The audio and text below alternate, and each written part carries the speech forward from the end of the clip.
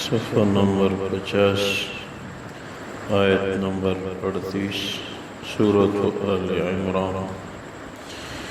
اعوذ باللہ من الشیطان الرجیم، بسم اللہ الرحمن الرحیم۔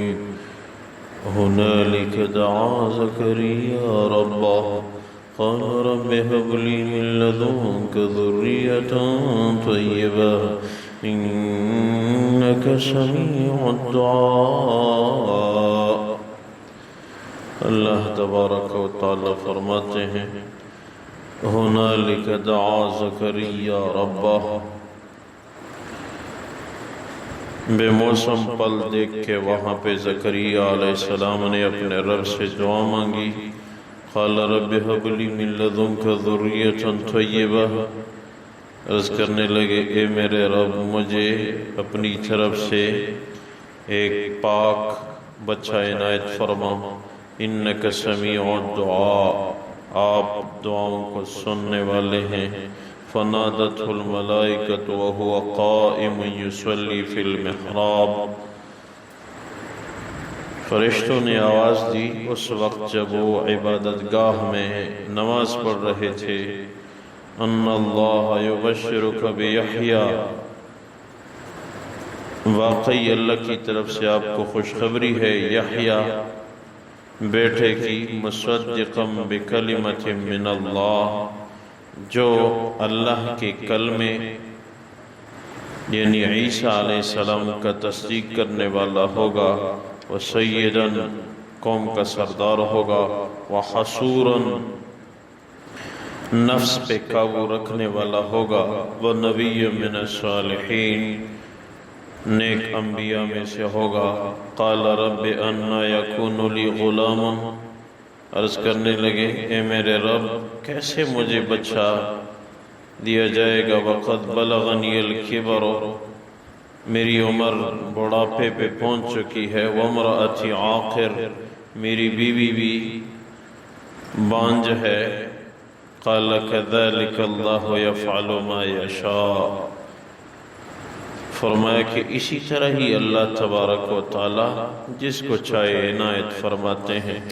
قال رب اجعل لی آیہ، عرض کرنے لگے میرے رب مجھے کوئی نشانی بتلا دیجئے کہ کب میرا بچہ پیدا ہوگا۔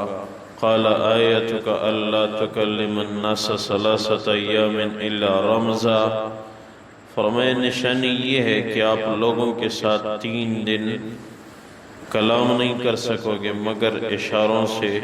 وَاذْكُرْ رَبَّكَ كَثِيرًا، اپنے رب کا ذکر زیادہ کرتے رہنا۔ وَسَبِّحْ بِالْعَشِيِّ وَالْإِبْكَارِ، اور تسبیح کرتے رہنا شام اور صبح کو۔ اللہ تبارک و تعالی ان آیات مبارکہ میں زکریا علیہ السلام کا ذکر فرماتے ہیں۔ جب اس نے مریم علیہ السلام کو دیکھا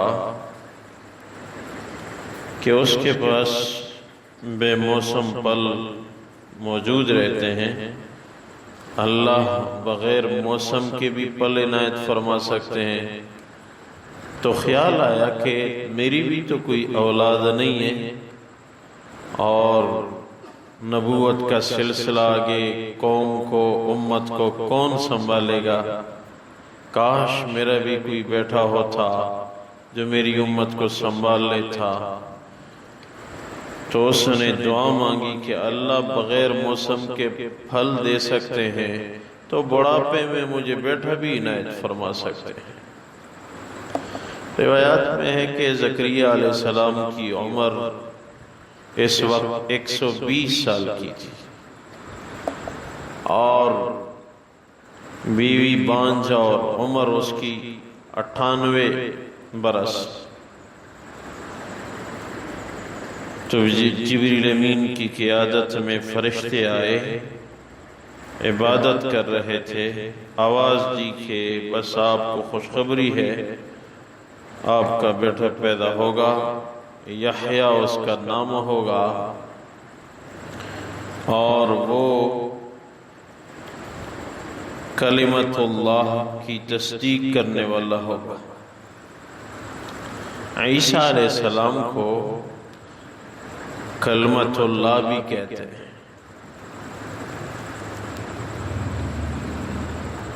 کلمہ کا مطلب کلام سے ہے بات۔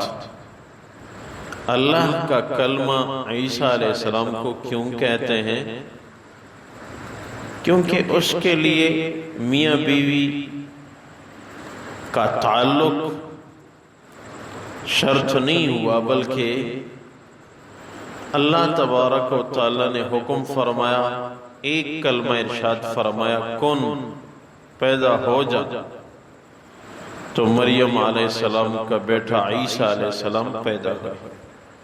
وہ بغیر باپ کے اللہ کے حکم ایک کلمہ کن سے پیدا ہوئے، اس لیے آپ کو کلمت اللہ بھی کہتے ہیں۔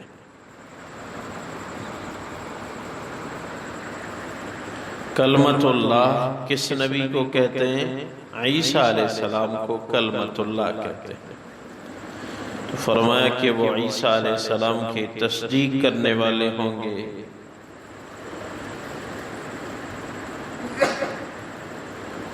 تو عرض کرنے لگے، اے اللہ مجھے بیٹا کیسے دیا جائے گا؟ میں تو بڑھاپے پہ پہنچ چکا ہوں، اور بیوی بھی کثرت عمر کی وجہ سے آئسہ بن چکی ہے، یعنی اولاد کی امید ان کی نہیں ہے۔ تو ارشاد فرمایا کہ اللہ جس کو چاہے اسی طرح ہی عنایت فرما دیتے ہیں۔ میاں بیوی کا تعلق یہ تو ایک سبب ہے، اللہ تو بغیر اسباب کی بھی پیدا فرما سکتے ہیں۔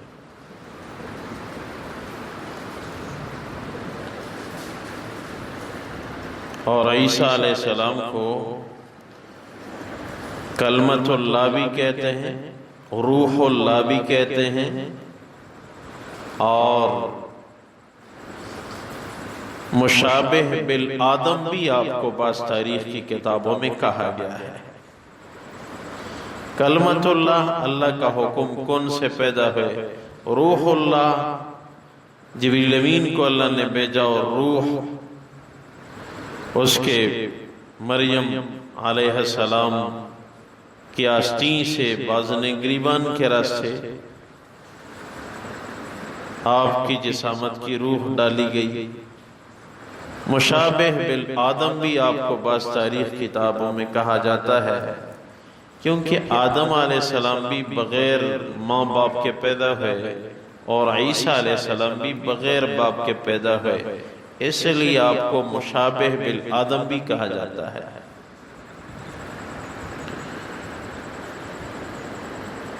تو اللہ تبارک و تعالی نے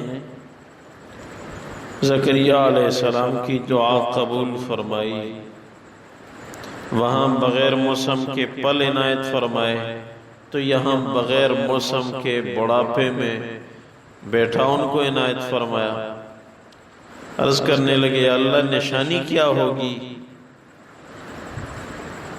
تو حکم ہوا کہ 3 دن آپ کلام نہیں کر سکو گے، اشاروں سے لوگوں کے ساتھ کلام کرو گے، تو بس سمجھ لیجئے کہ ان دنوں بیٹھا اللہ عنایت فرمائیں گے۔ ذکر کثیر کرتے رہنا، اور وَسَبِّحْ بِالْعَشِيِّ وَالْإِبْكَارِ، شام صبح تسبیح کرتے رہنا۔ ہم تو عام طور پہ صبح شام کہتے ہیں، قرآن نے شام صبح کا کیوں فرمایا؟ کیونکہ شرعاً اور دیناً جو ہے شام پہلے ہے، صبح بعد میں ہے۔ شرعاً شام پہلے ہے، صبح بعد میں ہے۔ جیسے ہی سورج غروب ہوا جمعرات کے دن، تو اس کو ہم کہتے ہیں شب جمعہ۔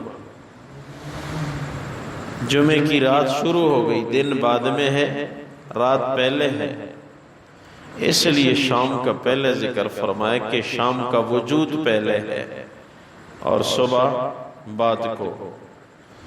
اسی آیت سے صوفیاء تصوف والے عموماً صبح شام کا ذکر عنایت فرماتے ہیں، وَسَبِّحْ بِالْعَشِيِّ وَالْإِبْكَارِ۔ صبح شام کا ذکر عموماً دیا جاتا ہے کہ صبح شام کا ذکر کرتے رہنا۔ یہ تصوف بھی دین کی ایک مستقل شاخ ہے۔ صحابہ کرام بیت ہوتے تھے۔ چار سلسلے جو ہیں وہ برحق ہیں، قادریہ، چشتیہ، نقشبندیہ اور سہروردیہ۔ یہ اکابر صحابہ تک یہ سلسلے جا ملتے ہیں۔ یہ چاروں سلسلے درست ہیں، ان کی سندیں موجود ہیں، اور یہ جا کے یہ چاروں سلسلے اکابر صحابہ تک اور ان کا تعلق حضور کی مبارک ذات سے یہ بالکل برحق ہے۔ ان میں جس میں بھی کوئی بیت ہوا تو درست ہے، اور یہ صحابہ کرام اور صحابیات کا راستہ ہے۔ بعض لوگ یہ خیال کرتے ہیں کہ میں جب بیت ہو جاؤں گا، ذکر و اذکار نہیں کر سکوں گا تو کاروبار کو نقصان ہوگا، یا بچہ بیمار ہو جائے گا، یا اور کوئی مالی آفت آ جائے گی۔ یہ نظریہ بالکل غلط ہے، یہ جہالت کا انداز ہے۔ فرض نماز کوئی نہیں پڑھ رہا، یہ خیال نہیں ہے کہ مال میں نقصان آ جائے گا، لیکن ایک نفلی ذکر جو آپ کو دیا گیا، کیا تو ثواب ہے، نہیں کیا تو بس یہ نقصان ہوا کہ جو کمائی آنے والی تھی وہ نہیں آئی، باقی گناہ کوئی نہیں۔ فرضی نمازیں فوت ہو رہی ہیں، کسی کا یہ خیال نہیں ہے کہ کاروبار میں نقصان آئے گا۔ نفلی ذکر فوت ہو جائے تو نہیں جی میں تو بیت نہیں کرتا، کاروبار میں پھر نقصان آتا ہے اگر ذکر رہ جائے۔ نہیں، یہ جہالت کا نظریہ ہے، ایسی کوئی بات شریعت کی کتابوں میں نہیں۔ آپ پابندی کرو گے تو اجر ملے گا، بلکہ برکت یہ ہے کہ جو لوگ بیت ہو جاتے ہیں ان کے کاروبار کو ترقی ہوتی ہے، ان کے جان مال میں ترقی آتی ہے۔ تجربہ یہ ہے، صحابہ کرام بیت ہوتے تھے، اور ہمارے اکابر یہ ایک ساتھی کہنے لگے، ایک خانقاہ میں وہاں جو عالم دین تھا وہ بیت کرتا تھا، اس نے کہا کہ ایک وہ مسافر دور دراز سے آیا اور کہتا ہے کہ میں بہت دور سے آیا ہوں، لیکن آپ سے میرا ایک سوال ہے، اس کے جواب میں اگر میں مطمئن ہو گیا تو پھر بیعت کروں گا، ورنہ نہیں۔ تو اس نے، میں بھی بیٹھا ہوا تھا، میں نے بھی سوچا کہ اچھی بات سننے کو ملنے والی ہے، تو اس نے کہا کہ ذکر و اذکار تو ویسے بھی میں کر رہا ہوں، تو یہ بیعت کر کے ذکر و اذکار کا کیا فائدہ ہوگا؟ ذکر تو میں ابھی بھی کرتا ہوں، اور بیعت کر کے جب ذکر کروں گا تو اس کا کیا فائدہ ہوگا؟ یعنی دوسرے لفظوں میں اس کا سوال یہ تھا کہ بیعت کیے بغیر ذکر اور بیعت کرنے کے بعد ذکر تو ذکر ہے، اس میں کیا فرق ہے؟ میں بیعت کیے بغیر ذکر کر رہا ہوں اور فلاں بیعت کر کے ذکر وہ کر رہا ہے، تو میں بھی ذاکر ہوں، وہ بھی ذاکر ہے، وہ بھی اللہ کا نام لے رہا ہے، میں بھی اللہ کا نام لے رہا ہوں، تو یہ اس میں کیا فرق ہے؟ اس نے کہا کہ آپ کیا کام کرتے ہیں؟ تو اس نے کہا کہ جی فی الحال تو میں زیر علاج ہوں، معدے کی تکلیف ہے، ویسے ہوں ڈرائیور۔ تو اللہ والے لوگ ہوتے ہیں وہ عجیب انداز سے سمجھانا، اللہ نے ان کو علم دیا ہوا ہوتا ہے۔ تو اس نے کہا اس وقت آپ نے دو مناسب کا اعتراف کیا ہے کہ ایک میں بیمار ہوں، مریض ہوں، معدے کا مریض ہوں، دوسرا میں ڈرائیور ہوں۔ تو آپ کو انہی باتوں میں سمجھا دیتا ہوں۔ ایک یہ ہے کہ آپ ڈاکٹر کے پاس جا کے دوائی لے لیں، ایک یہ ہے کہ آپ سیدھے میڈیکل سٹور جا کے جی یہ گولیاں بھی دے دے، یہ بھی دے دے، یہ بھی دے دے، میں استعمال کرنا چاہتا ہوں۔ اس میں کیا فرق ہے کہ ڈاکٹر کے پاس جا کے دوائی لکھوا کے آپ خرید لیں، اور ایک یہ کہ مجھے یہ بھی دے دے، یہ بھی دے دے، میں یہ بھی کھانا چاہتا ہوں، یہ بھی۔ اس میں جو فرق ہے وہ بیعت شدہ ذکر اور بغیر بیعت کے ذکر میں بھی ہے۔ پھر کہا کہ یہ میں نے آپ کو مریض کے منصب پہ سمجھایا ہے، کیونکہ آپ نے کہا ہے کہ میں بیمار بھی ہوں۔ دوسرے آپ نے کہا ہے کہ میں ڈرائیور ہوں، تو اسی منصب میں سمجھو۔ ایک گاڑی رجسٹر ہوتی ہے، ایک گاڑی بغیر رجسٹر کے ہوتی ہے۔ بغیر رجسٹر گاڑی چل سکتی ہے، آپ کو منزل پہ پہنچا سکتی ہے، لیکن اس کو کسی بھی وقت خطرہ ہے۔ تو بیعت شدہ ذکر یہ رجسٹر ہے، اس کی سند ہے، حضور کی مبارک ذات تک سلسلہ پہنچا ہوا ہے۔ اگر کوئی کسی سلسلے میں کہے کہ یہ سلسلے کا نسب ہمیں بتا، ہم کتابوں سے آپ کو بتا سکتے ہیں، فلان سے فلان سے فلان سے یہ سلسلہ جا کے حضور کی مبارک ذات تک۔ ان 4 سلسلوں کا جو انداز ہے سند کی شکل میں یہ ہمارے پاس موجود ہے۔ اس کے علاوہ بھی کچھ لوگ سلسلوں کا ذکر کرتے ہیں، لیکن میری نگاہ میں ان 4 کے علاوہ کہیں سند موجود نہیں ہے۔ اگر کسی کے پاس ہو ممکن ہے، لیکن میری نگاہ سے ان 4 سلسلوں کے علاوہ کسی سند کا تذکرہ کتابوں میں نظر نہیں آیا۔ تو بہرحال بات چلی صبح شام کے ذکر سے، یہ بھی ایک مستقل رستہ ہے، اس میں بھی اور جہاں دل چاہے وہاں بیعت کرو، کسی کے کہنے پہ نہیں جی فلان سے کرو فلان سے کرو، نہیں، جہاں آپ کا دل چاہے۔ بیعت میں فائدہ آپ کو وہاں سے ہوگا جہاں آپ کا دل چاہے۔ اور سرحد میں تو تصوف مفت ہے۔ یہ 2 دن ہو گئے، ایک جوان آیا اور مجھے کہتا ہے کہ عرصے سے میری خواہش تھی کہ میں بھی بیعت ہونا چاہتا ہوں، لیکن میرا نظریہ یہ تھا کہ جس سے بیعت ہو جائیں گے اس کو ماہانہ فیس ہم دیں گے، اور میں تو جوان ہوں، میرے پاس تو اپنے جیب کا خرچہ نہیں ہے۔ لیکن ایک ساتھی نے ادھر جمعے کی مجلس میں لایا تو اس نے کہا کہ نہیں، پیسے نہیں دینے ہیں، ادھر کھا کے جانا ہے، پیسے دینے نہیں ہیں، ادھر آپ نے کھانا بھی کھانا ہے، اگر گرمی ہے تو شربت بھی آپ نے پینا ہے، پھر آپ نے جانا ہے۔ تو کہتے اب میں نے خیال کیا کہ نہیں، یہ بیعت تو میں بھی کر سکتا ہوں، یہ تو آسان سا کام ہے بغیر کسی فیس کے۔ تو دین مفت ہے، دین مفت ہے۔ یا اللہ نے اس لیے دین کو مفت کیا ہے کہ کوئی قیامت میں یہ شکایت نہ کرے، یا اللہ میں تو حافظ قرآن بننا چاہتا تھا لیکن اتنی فیس میرے بس کی بات نہیں تھی، مہینے کے تو میں 3000 روپے نہیں دے سکتا تھا۔ میں تو عالم بننا چاہتا تھا یا اللہ، لیکن عالم بننے کے لیے تو بڑی بھاری فیس دینی پڑتی تھی۔ میں تو بیعت کرنا چاہتا تھا یا اللہ، لیکن میرے پاس تو اپنا خرچہ نہیں تھا، میں ان کو کیا دیتا۔ اس لیے یہ دین اللہ نے مفت کر دیا ہے۔ امیر کے لیے بھی مفت ہے، امیر کا بچہ بھی مدرسے میں وہی سالن کھا رہا ہے، اور غریب کا بچہ بھی وہی کھا رہا ہے۔ تو بہرحال دین کے قریب آؤ، اس میں خیر و برکت ہوگی۔ اور ساتھ ایک یہ وظیفہ ذہن میں رکھیں کہ اگر کسی کی اولاد نہیں ہے، یہ آیت نمبر 38 سورہ آل عمران، لیکن مکمل آیت نہیں، ہنالک دعا زکریا ربہ قال، اس کے بعد والی آیت کا حصہ رب ہب لی من لدنک ذریۃ طیبہ انک سمیع الدعاء، رب سے لے کے الدعاء تک ہر فرضی نماز کا سلام پھیر کے 3 دفعہ یہ آیت تلاوت کرے، اول آخر درود شریف، نماز والا درود شریف، 1 دفعہ یعنی فرضی نماز کے بعد 1 دفعہ نماز والا درود شریف، پھر 3 دفعہ رب ہب لی من لدنک ذریۃ طیبہ انک سمیع الدعاء، اور پھر 1 دفعہ درود شریف۔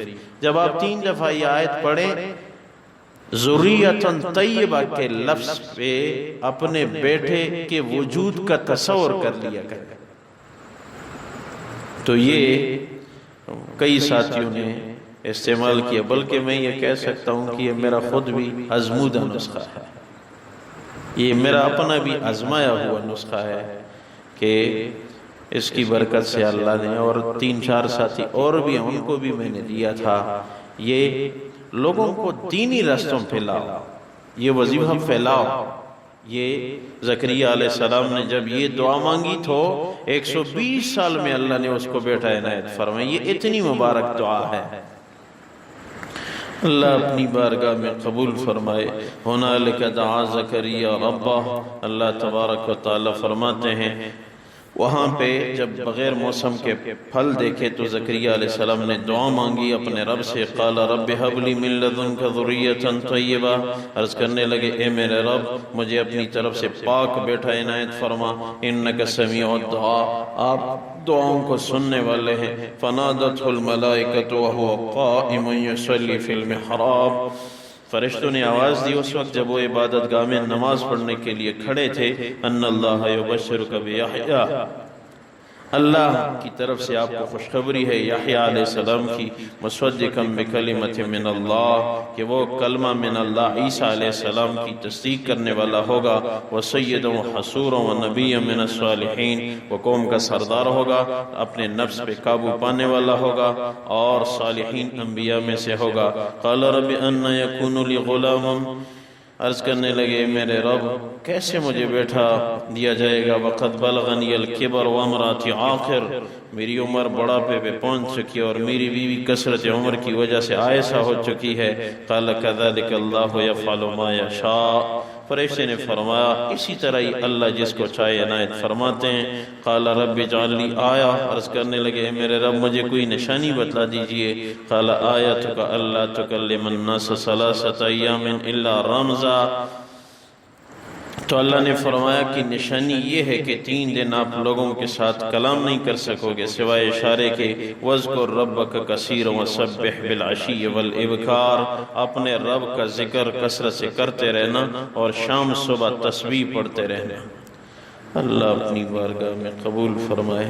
رکوع پورا ہو گیا اور آگے عید کی مصروفیات اور ایام بھی ہیں، تو آج کے بعد یعنی اگلے یہ آنے والے جمعے سے جو اگلا جمعہ ہے یعنی 10 دن کی تفسیر کی چھٹی ہوگی، 10 دن کے بعد زندگی نے ساتھ دیا تو انشاءاللہ پھر تفسیر کا سلسلہ ہوگا۔ اللہ اپنی بارگاہ میں قبول فرمائے۔ یا اللہ برکتوں کا نزول فرما، رحم فرما، ان سب کی مغفرت فرما، سب کی جائز حاجات پوری فرما، جن کی اولاد نہیں ہے اللہ ان کو اولاد عنایت فرما، جن کی اولاد ہے اللہ ان کے لیے فرمان بردار بنا۔ اے اللہ جو ماں باپ بچے بچیوں کے رشتوں کے متعلق پریشان ہیں مناسب رشتے عنایت فرما۔ مبارک ایام ہیں، جو لوگ عبادت کر رہے ہیں روزہ رکھ رہے ہیں، یا اللہ ان کو قبول فرما۔ یا اللہ عبادت کی توفیق نصیب فرما۔ حرم شریف کے دروازے امت کے لیے کھول دے، یا اللہ ہمارے ملک کی حفاظت فرما۔ یا اللہ ان تمام ساتھیوں کی مغفرت فرما، درجات رفع نصیب فرما، آخری خاتمہ بالخیر ہم سب کو نصیب فرما۔ وَفَوِّضْ أَمْرِي إِلَى اللَّهِ إِنَّ اللَّهَ بَصِيرٌ بِالْعِبَادِ بِرَحْمَتِكَ وَكَرَمِكَ يَا أَرْحَمَ الراحمين، يا أرحم الراحمين، يا أرحم